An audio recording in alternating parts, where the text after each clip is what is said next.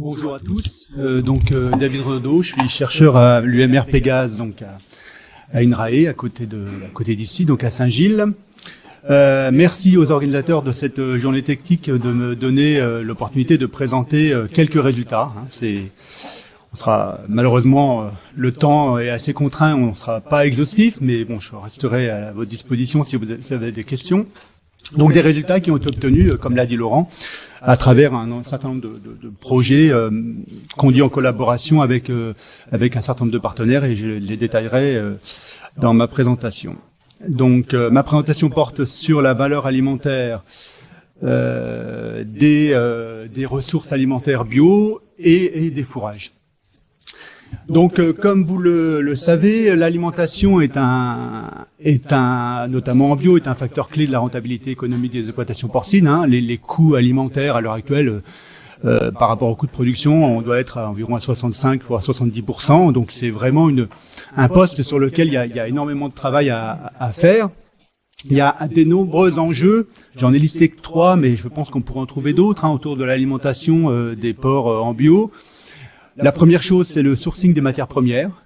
C'est une problématique puisque quand on formule un aliment pour le porc bio, on a bon an mal an une liste relativement limitée de matières premières, et donc quelque part ça peut être un problème, notamment quand on veut jouer sur l'association des matières premières pour essayer de formuler à moindre coût.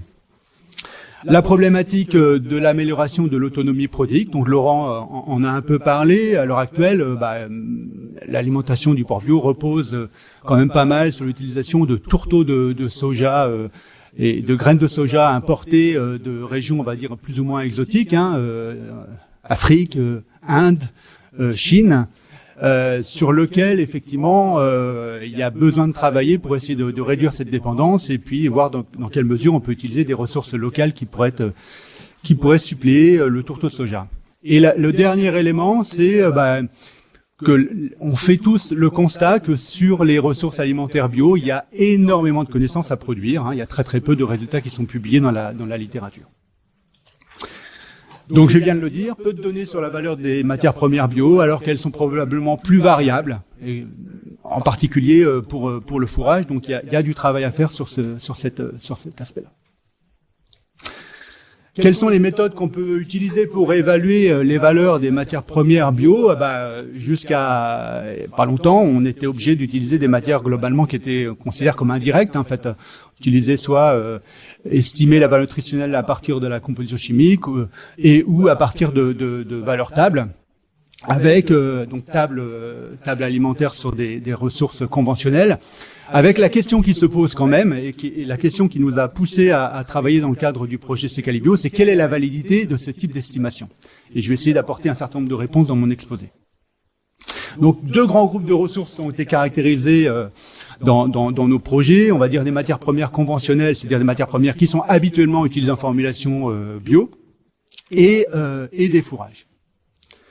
Donc, avec des problématiques qui sont quand même un peu différentes. Sur les matières premières conventionnelles, je l'ai dit, une problématique qui tourne autour de la variabilité de la composition des ressources, et également une problématique autour de la valeur nutritionnelle. Et j'ai mis entre parenthèses la valeur protéique. Pourquoi? Parce que en fait, pour estimer la valeur énergétique, on a des équations qui globalement marchent assez bien pour les matières premières bio, alors que pour la valeur protéique, en fait, ce type d'équation n'existe pas, et on est quand même obligé de passer par des mesures et une évaluation directe de cette valeur. Sur les fourrages, là aussi, une problématique autour de la connaissance de la valeur énergétique et protéique. Alors pour le coup, avec très peu de données qui existent dans la littérature, donc là on est vraiment en train de déchiffrer, défricher ce domaine-là, avec actuellement de la production de connaissances qui sont tout à fait originales de ce point de vue-là. Et avec derrière de nombreuses sources de variation, avec l'impact de l'origine botanique des plantes, des modalités de traitement, des modalités de conservation et d'autres facteurs de variation qu'on a aussi expérimentés dans nos études, et on en parlera aussi un peu dans cet exposé. Et je voudrais terminer l'introduction pour dire que les travaux que l'on a menés donc avec nos partenaires qui sont l'ITIP, l'ITAB et l'IBB, en fait, ont été réalisés dans le cadre de nombreux projets, des projets CASDAR, Secalibio, Valorege, projets européens, ProRefine, des projets financés par la région Bretagne et également des projets financés par INRAE. Alors, si maintenant je passe à la variabilité des matières premières bio, donc dans le cadre du projet Secalibio, en fait, on avait constitué une espèce de base de données, une échantillothéque d'environ une petite soixantaine de matières premières, où on avait un certain nombre de tourteaux, du soja, du colza, du tournesol, de la févrole, des graines de soja et des pois, puis d'autres matières premières, luzerne, ortie, etc. Et donc on a, dans un premier temps, réalisé une espèce de screening où on a évalué un certain nombre de caractères chimiques dont on sait qu'ils sont reliés à la valeur nutritionnelle de ces matières premières. Quelques exemples. Un premier exemple sur la teneur en protéines de la graine de soja et de la févrole. Et donc on voit que pour la graine de soja seule, la variabilité de la teneur en protéines est relativement faible.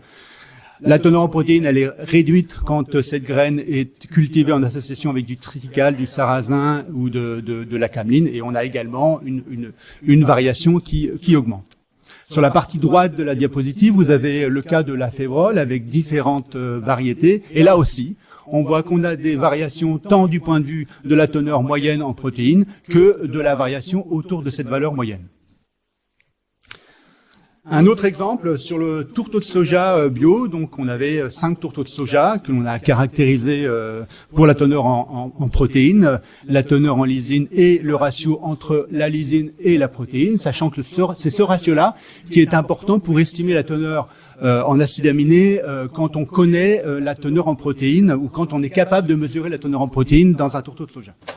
Et donc on voit que quand on compare les moyennes du tourteau soja bio par rapport aux tables INRAE de matières premières conventionnelles, eh bien on a à la fois une réduction de la teneur en protéines, une réduction de la teneur en lysine et une réduction de ce fameux rapport lysine sur protéines. Et donc ces résultats, ils sont confirmés par des résultats provenant de la banque de données de l'alimentation animale qui est gérée par l'AFZ, où on montre clairement, est-ce que vous voyez mon... Non, vous ne voyez rien. Comment ça marche le pointeur? Hop. Tac. Bon. Là, vous voyez, en fait, sur la partie, cette partie-là, on a les tourteaux de soja bio, et puis tous les points en bleu, c'est les tourteaux de soja conventionnels. Et on retrouve, en fait, ce que je viens de vous dire, c'est-à-dire que les tourteaux de soja bio ont une teneur en lysine plus faible et ont une teneur en MAT plus faible. Et surtout, ils ont un ratio lysine sur MAT qui est également plus faible, parce qu'en moyenne, on est à 5,9 contre 6,2 pour le tourteau de soja conventionnel. Et ça, ce chiffre-là est important, il faut absolument le considérer quand on formule des aliments bio en utilisant du soja. Ensuite, donc, on est passé sur la base de ce screening, on est passé à une évaluation indirecte sur les animaux. Donc, je ne veux pas rentrer dans le détail du protocole. Sachez qu'on a utilisé des protocoles totalement classiques qu'on a l'habitude d'utiliser pour faire ce type de travaux. Juste lister les matières premières qui ont été caractérisées. Donc, une graine importée du Togo, un tourteau de soja qui est issu de la trituration de cette graine-là, qui a été en fait choisi comme étant un tourteau moyen par rapport à la liste de tourteaux que l'on disposait dans notre liste, dans notre base de données. 2 pois fourragés, pois Azas, pois Ascension, 2 tourteaux de colza et 2 tourteaux de tournesol. Ici, sur ce tableau, vous avez la composition chimique de ces 8 matières premières. Là encore, je ne vais pas détailler le tableau, juste pour dire que le pois fourragé Azas était un pois à fleurs colorées qui comportait, qui avait une certaine quantité de tanins et qui avait aussi une concentration forte en facteurs antitrypsiques. Le pois Ascension est un pois à fleurs à couleur blanche, qui a été sélectionné pour ne pas avoir de tanins et à une concentration beaucoup plus faible en facteurs antitrypsiques. Et on a également choisi 2 tourteaux de colza et 2 tourteaux de tournesol, relativement différents tant du point de vue de leur teneur en protéines que de leur teneur en fibres en paroi végétale. Ici un premier résultat de nos travaux. Alors J'ai choisi d'illustrer la valeur protéique à travers la digestibilité standardisée de la lysine, qui est, comme vous le savez, le premier acide aminé limitant pour la croissance des porcs. Donc ici, vous avez les valeurs moyennes de cette digestibilité. Pour mentionner d'abord que l'on retrouve un résultat relativement logique entre nos deux poids qu'on en a testés, avec un poids ASAS qui a une digestibilité d'environ 10 points inférieure par rapport au poids Ascension. Donc ça, c'est lié à la problématique tannin et la problématique facteur antitrypsique. Sur le même graphique, j'ai rapporté un petit trait noir qui, en fait, correspond à la valeur que vous pouvez trouver dans les tables pour ces matières premières. Donc valeur table conventionnelle, encore une fois. Et donc on voit qu'on a un certain décalage, notamment pour le soja, avec une réduction de la digestibilité de la lysine du soja bio par rapport au soja conventionnel. Pour le poids ASAS, on a aussi le même résultat, et puis on a aussi une petite réduction de la digestibilité des tourteaux de tournesol bio par rapport aux valeurs tables d'environ 2,5%. Ici, sur cette diapositive, vous avez la teneur en lysine digestible. Alors, la teneur en lysine digestible est calculée à partir de la digestibilité de la lysine et de la teneur en lysine brute des matières premières. Et donc, on va s'intéresser uniquement au graphique de droite, où là, j'ai exprimé la teneur en lysine digestible en pourcentage de la valeur table. Et qu'est-ce que on constate assez facilement que on a si on avait dû utiliser ces matières premières pour formuler un aliment en se basant sur les valeurs tables, on aurait surestimé la teneur en lysine digestible pour le tourteau de soja et les deux poids, et on aurait sous-estimé la valeur protéique des deux tourteaux de colza. Pour le tourteau de tournesol, globalement, on a une très bonne cohérence entre les valeurs tables conventionnelles et les matières premières que l'on a testées dans le cadre de cette étude. Et donc le message que je veux faire passer à travers cet enchaînement de diapositives, c'est de dire que utiliser les valeurs tables conventionnelles pour estimer la teneur en acides aminés digestibles des matières premières bio n'est pas une bonne chose, notamment pour le tourteau de soja et les pois fourragers et également les tourteaux de colza. Et donc c'est pour ça, et Laurent l'a mentionné, qu'il a été développé des tables alimentaires spécifiques bio que chaque formulateur peut utiliser pour formuler des aliments. Donc ces tables alimentaires comportent environ une petite cinquantaine plutôt de ressources. Vous pouvez y avoir accès à travers le lien qui est en bas de la diapositive. Et juste un dernier mot pour dire que ces tables alimentaires vont bientôt être complétées avec des valeurs nutritionnelles concernant les fourrages. Justement, on parle des fourrages, donc là ça me permet de faire une transition sur la deuxième partie de mon exposé. Les fourrages, vous savez qu'on a une obligation réglementaire d'utiliser les fourrages dans les rations d'aliments pour les porcs bio, avec des taux qui varient. Voilà. Les fourrages qui présentent des multiples d'intérêt, potentiellement une source complémentaire de nutriments pour le porc. J'ai mis un point d'interrogation parce que quelque part il faut quand même le vérifier, et on va donner quelques illustrations. Des impacts positifs sur le bien-être des animaux, ça on le sait, quand on offre la possibilité aux animaux d'avoir de consommer du fourrage, on réduit un certain nombre de problématiques, un certain nombre de comportements agonistiques entre les animaux, etc., etc. Et puis aussi des externalités, puisque quand on a des fourrages dans une rotation de culture, et notamment des légumineuses, on sait qu'on a un certain nombre de fonctionnalités positives agronomiques, et donc ça a aussi un intérêt dans le cadre d'une vision un peu plus système de la chose. Mais on sait qu'on a une utilisation qui est limitée, parce que c'est des matières premières qui, par rapport aux matières premières que j'ai mentionnées auparavant, contiennent beaucoup plus de fibres, et aussi contiennent, dans certains cas, des teneurs en facteurs antinutritionnels qui sont complètement rédhibitoires pour l'utilisation chez le porc. Et puis, je l'ai dit, mais je le répète, c'est qu'il y a un manque criant de données, notamment sur la valeur nutritionnelle, mais aussi sur l'ingestibilité de ce type de ressources. Donc, sur quel type de ressources on a travaillé dans le cadre de nos travaux? D'abord sur des fourrages frais, en implantant des parcelles spécifiques sur le site INRAE du Reux pour pouvoir les récolter de manière quotidienne. On a également travaillé sur des modes de conservation en ferme, hein, sur des foins, l'ensilage, l'enrubanage, sur des modes de conservation, on va dire, plus industriels, des déshydratés et également des concentrés protéiques. Laurent en a parlé. Donc nous, on a travaillé sur une forme un peu différente de concentré protéique. Alors je rentre pas dans les détails, mais si vous avez des questions sur ce point-là, on pourra y revenir. Avec également l'étude d'un certain nombre de facteurs de variation, principalement l'origine botanique et la conduite post-récolte de ce type de ressources. Et donc, sur un ensemble de ressources où on a travaillé sur la luzerne, le trèfle violet, la chicorée et le régras. Et ces travaux ont été réalisés dans le cadre du projet ProRefine, des projets avec la région, projet valorage et des financements de l'INRAE. Quelques spécificités des fourrages. La première, c'est la teneur en protéines. Donc là, cette teneur en protéines ici est estimée en multipliant la teneur en azote par 6,25. Donc j'ai en fait classé les différentes ressources que l'on a testées dans le cadre de nos travaux en ordre croissant. Et donc on voit sans surprise que les concentrés protéiques contiennent plus de protéines. Voilà, bon, je vous apprends rien aujourd'hui. Et après qu'on a des teneurs en protéines qui varient entre 10 et un peu moins de 30% selon la ressource. Pourquoi je vous montre cette diapositive-là? Pour vous dire que, en fait, il faut pas se baser sur la teneur en protéines quand on veut évaluer la valeur protéique des ressources type fourragère. Pourquoi? Parce qu'une partie de l'azote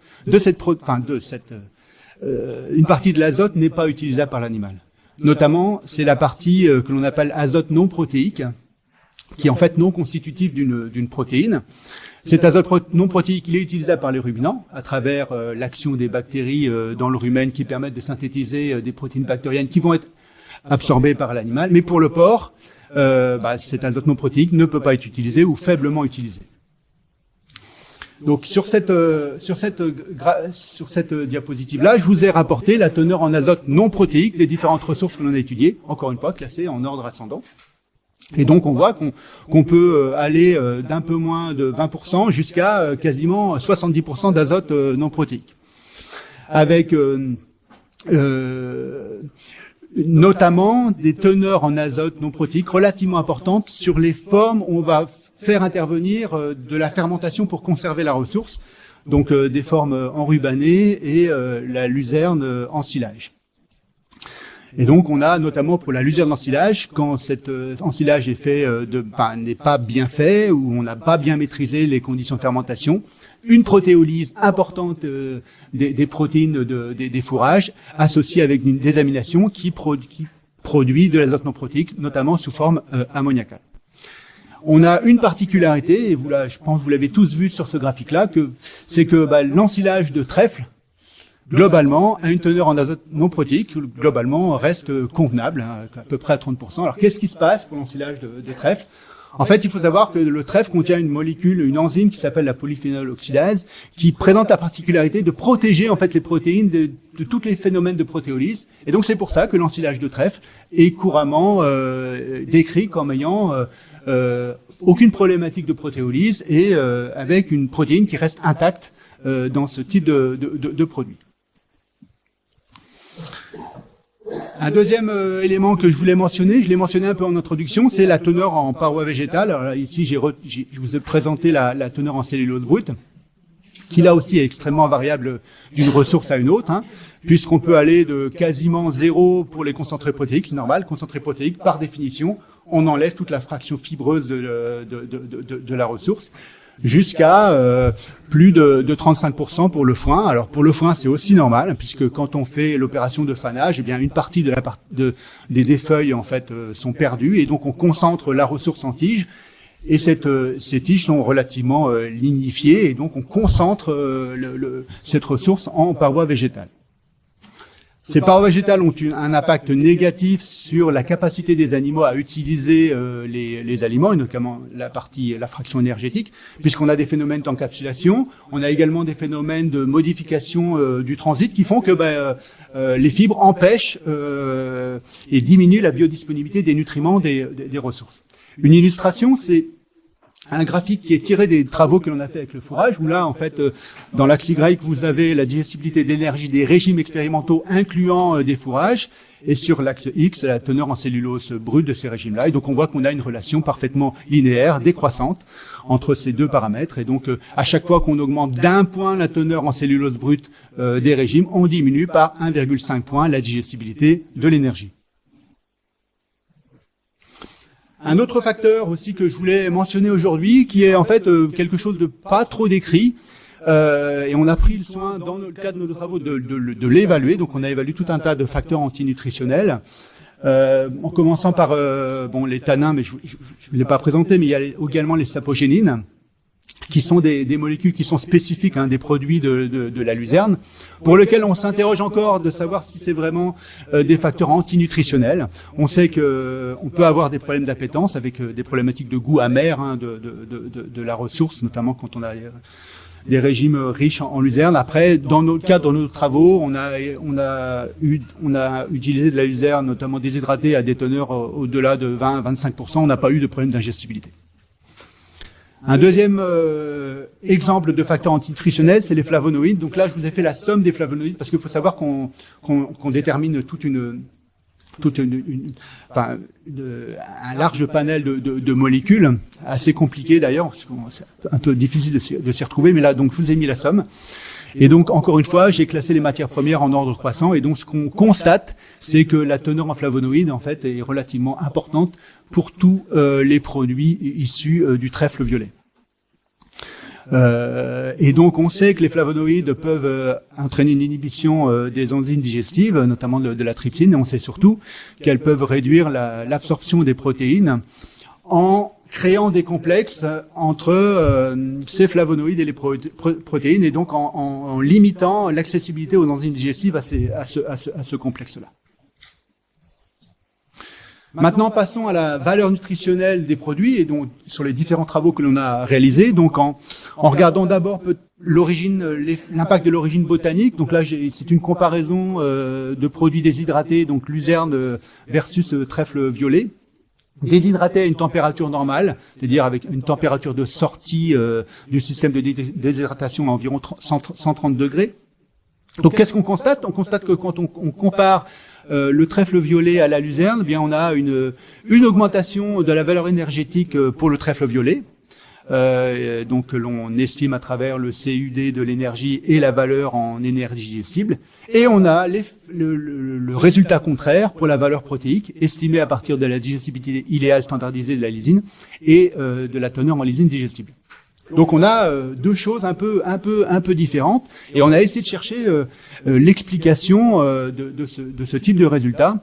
Donc pour nous, en fait, la réduction de la digestibilité de la luzerne par rapport au trèfle violet est probablement liée au fait que la luzerne contient plus de fibres, et donc comme vous l'avez vu auparavant, les fibres ont un effet négatif sur cette digestibilité, donc ça colle à peu près. Et puis pour la fraction protéique, avec une digestibilité et une valeur protéique supérieure pour la luzerne, là, c'est clairement un effet des flavonoïdes, où là, on a une teneur en flavonoïdes 10 fois supérieure dans le trèfle violet comparativement à la luzerne. Et on peut aussi supposer que les conditions de déshydratation ont entraîné des phénomènes de brunissement beaucoup plus importants pour le trèfle violet que pour la luzerne. Pourquoi ? Parce que le trèfle violet contient beaucoup plus de sucre libre, et donc ça, c'est quelque part un comburant de ces phénomènes de brunissement, et donc d'une diminution potentielle de la biodisponibilité, notamment de la lysine. On a également regardé dans le cadre de nos travaux l'effet de la température des déshydratations. L'idée, c'était justement d'essayer de voir dans quelle mesure on pouvait jouer sur cette température pour réduire ces phénomènes de brunissement et améliorer la biodisponibilité des acides aminés. Donc on a travaillé donc sur la luzerne, et donc on voit sur ce tableau que quand on réduit la température, donc là on est à des températures de 50 degrés, eh bien on a très peu d'effet sur la valeur nutritionnelle de la luzerne. Au contraire, quand on regarde les résultats sur le trèfle violet, là pour le coup, on va très nettement diminuer à la fois la digestibilité de l'énergie, mais également la digestibilité des acides aminés. Et donc en fait, on a un résultat contraire par rapport à ce qu'on avait escompté. Donc cet effet,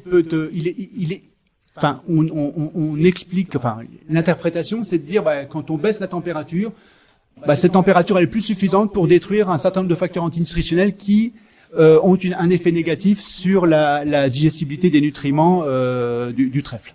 Donc il y a encore du travail à faire. Est-ce que c'est les flavonoïdes? Est-ce que c'est d'autres molécules? Mais là, il faut qu'on essaye de tirer ça au clair assez rapidement. Forme de distribution et valeur énergétique de la luzerne. Bon, là aussi, comme vous l'avez vu, on a regardé de nombreuses formes de distribution et la luzerne se prête bien parce on a accès à différents produits. Donc là, encore une fois, je vous ai classé, j'ai classé les différentes formes de distribution en fonction de la teneur en énergie digestible et donc on voit que on a des bonnes valeurs en énergie digestible pour l'ensilage et pour le concentré protéique de luzerne. Et ensuite des valeurs qui se dégradent pour être relativement faibles, voire même très faibles pour le foie. Pour la fraction protéique, là, on avait un peu moins de ressources, de types de matières premières. Sans surprise, le concentré protéique, une teneur en lysine digestible qui est vraiment très importante. Bon, c'est normal, on le fait pour ça. Et derrière, par contre, les autres produits, la forme déshydratée, le foin, l'enrubané, ont des teneurs vraiment très faibles. Et là, j'ai mis la luzerne en silage, puisque la teneur en lysine digestible est quasiment zéro, compte tenu des phénomènes de protéolyse que je vous expliquais auparavant. Donc voilà. Je vais terminer ma présentation par deux graphiques qui regroupent l'intégralité des résultats qu'on a obtenus dans différents travaux, où j'ai mis là l'ensemble des matières premières que l'on a testées. Donc pour la valeur énergétique, encore une fois classée en ordre croissant, avec une dernière barre qui correspond au maïs, que j'ai considéré comme étant la référence en termes d'énergie pour l'alimentation du porc. Et donc on voit que les ensilages, les concentrés protéiques se classent plutôt bien, avec des valeurs assez proches du maïs quand on l'exprime par rapport à la teneur en matière sèche.